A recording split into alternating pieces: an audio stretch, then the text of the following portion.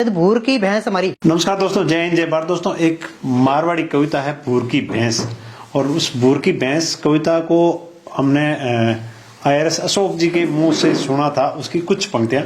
लेकिन हमारा एक लक्ष्य था कि वो कविता पूरी क्या है और क्यों बनाई गई थी, क्योंकि मृत्यु भोज जो है उसको लेकर छोगाराम जी जो कवि हैं बांगड़वा, उन्होंने ये कविता बनाई थी और लोगों के अंदर बहुत प्रचलित हुई थी। और मारवाड़ी भाषा, माइड भाषा के अंदर जो है छोगाराम जी ये कविता अभी अपने को सुनाएंगे। और दोस्तों, आपको ये कविता कैसी लगती है कमेंट करके जरूर बताना, और आप लोग अपनी राय जरूर देना इसके अंदर कि ये इनके जो भाव हैं क्या आपके दिलों को छुआ है इन्होंने। तो सबसे पहले आपका छोटा सा परिचय। हाँ, परिचय तो कुछ नहीं, शरीर का परिचय है। छोगाराम बांगड़वा, फ्रॉम मतोड़ा, जोधपुर से जी। और बस इतना ही परिचय मान लो आप। व्यवसाय और व्यवसाय में अभी टीचर हूँ। अच्छा, और गवर्नमेंट टीचर। और शौक मेरा कविता लिखने का है। अच्छा, मारवाड़ी में लिखते हो? मारवाड़ी, हिंदी, सभी तरह सब। बड़ा कवि नहीं हूँ, छोटा कवि हूँ।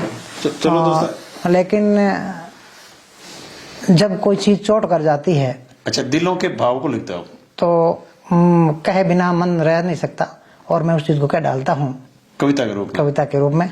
तो आपकी भूर की भैंस कविता बहुत प्रसिद्ध हुई थी, वो उसके जो बोल हैं वो सुना दो। भूर की भैंस हालांकि कविता के नाम से है वो, लेकिन कविता नहीं है। हालांकि कविता उससे कहते हैं जो कवि की कल्पनाएं होती हैं। हाँ। लेकिन उससे उलट इसमें कुछ कहानी है।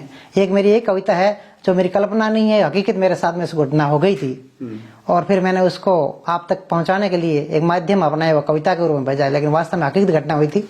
उसमें कुछ शब्द है इस प्रकार से, वो शब्द मैंने आपके लिए नहीं है, सिर्फ मेरे लिए है। उसमें लास्ट में एक आप लास्ट पंक्ति है, उसमें संदेश रहेगा। गिरज, गिरज शब्द है जिसको हिंदी भाषा में गिद्ध भी कहते हैं। तो उस शब्द का भी मैं प्रयोग किया है, और सिर्फ मेरे लिए, आप अदरवाइज मत लेना।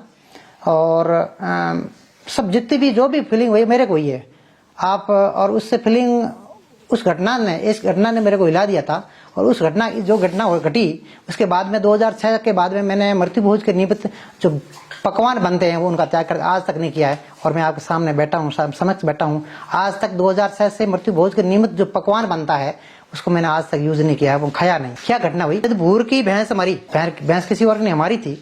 सद मार भूर की भैंस मरी, सद मार भूर की भैंस मरी, लाली भैंसा 4 दिन तय नहीं चरी। अब आप सोच रहे होंगे साहब क्यों नहीं चरी, और आपके दिमाग में यही आ रहा है कि वो सीधी सी बात है कि भैंस खत्म हुई तो पिछली वाली भैंस जो साथ में थी उनको तो उसको दर्द हुआ होगा। साथ रही, साथ खाना खाया, साथ पिया, इतने साल इतने एक बाड़े में रही तो दर्द हुआ। सद मार भूर की भैंस मरी, लाली भैंसा 4 दिन तय नहीं चरी। सद मार पड़ोसी की दादी मरी, मैं हगड़ई चूर में थाली भरी। सद मार पड़ोसी की दादी मरी, मैं हगड़ई चूर में हूं थाली भरी। मंडिया ब्याव, कांगड़िया लाया कड़ाव, घणो बनायो शीरो। देखिए आप घटना, मंडिया ब्याव, कांगड़िया लाया कड़ाव, घणो बनायो शीरो। मैं बिंदन की एकड़ तो कूक है, एकड़ गावे बीरो। यह हकीकत घटना सा। मैं बिंदन की एकड़ तो कूक है, एकड़ गावे बीरो। दूरा सु आती बेटियां बापड़ी, दूरा सु आती बेटियां बापड़ी, बिलखी बिलखी रोवे। वो वहां की घटना है जब हम उस मृत्यु भोज में मैं भी था। दूरा सु आती बेटियां बापड़ी, बिलखी बिलखी रोवे। दूरा सु आती बेटियां बापड़ी, बिलखी बिलखी रोवे। आगे कई जीमे कई धामाओं जलेबियां ढोवे, और ढंग ढाली ढालो देख। क्योंकि मैं भी इन टाइम जी में ही हूं, मैं भी खाना खा रहा था। और ढंग ढालो देख, मैं भी जोर से रोयो। क्यों रोया? कि उसकी बेटियां इतनी बिलखी रो रही थी। हम आगे खाना खा रहे थे, वो जलेबिया वगैरह खा रहे थे, बेटियां आई तो हमारा भी मन, मैं थाली में खाना मैंने बीच में छोड़ दिया। मैं रियल घटना बताता हूँ। दूरासू आती बेटियां बिलखी बिलखी रोवे, आगे कई जी में कई धामों जलेबियां ढोवे, और ढंग ढालो देख, मैं भी जोर से रोयो। मैंने रो तो देख पड़ोसी मारे सामी जोयो, मने रो तो देख पड़ोसी मारे सामी जोयो।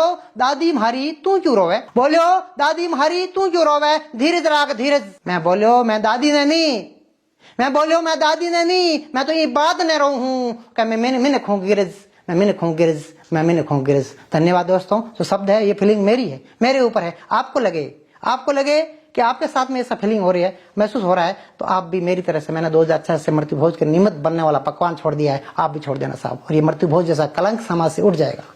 आज तक जितने भी प्रयोग हुए हैं समाज के पंचों ने किया है, समाज के मुखियों ने, अपने धर्माचार्यों ने किया है, उन्होंने उनका बहुत प्रयास किया है, लेकिन वो तर्क साहित्य, उनका तर्क हमारे दिल तक चोट नहीं पहुंचा सका।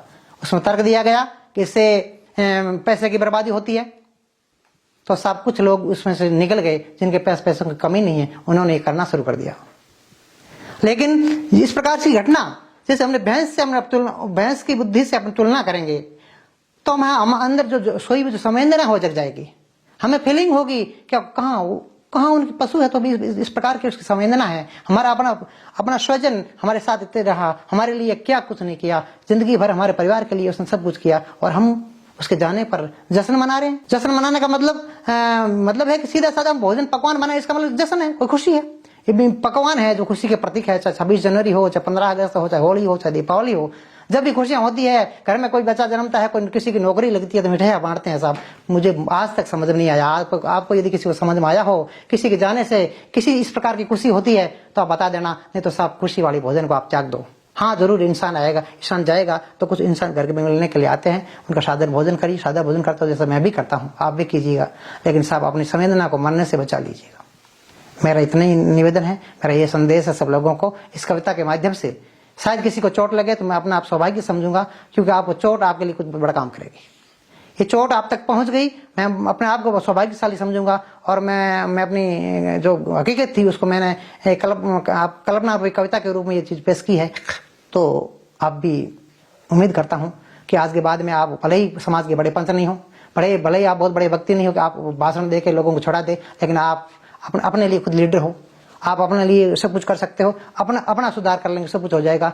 आपने यदि मूर्ति भोज के निमित्त बनने वाला पकवान छोड़ दिया तो किसी की ताकत नहीं कोई मूर्ति भोज कर दे, होगा ही नहीं, संभव ही नहीं है। कहिए, आइए, उसके घर जाइए, संवेदना व्यक्त कीजिए, उसके साथ में कुछ रहिए, उसके साथ रहिएगा। तो धन्यवाद।